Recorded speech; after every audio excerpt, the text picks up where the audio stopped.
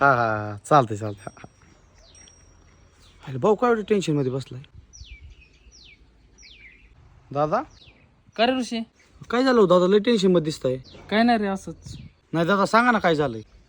अरे काय नाही ऋषी, तुला तर माहिती आहे आता पावसाने किती नुकसान केलंय आपलं. दादा मग त्याला काय झालं, आपण परत लढू. अरे तसं नाही रे, लढायचं काय नाही.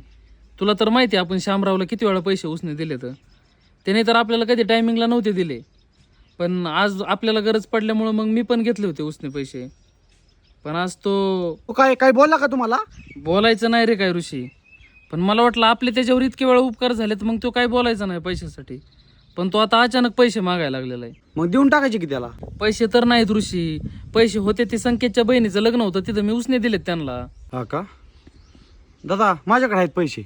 तुझ्याकडे काय असणार आहे ऋषी? त्यांना 50,000 रुपये द्यायचे आता अर्जंट. दादा आहेत माझ्याकडे, तुम्ही नका टेन्शन घेऊ.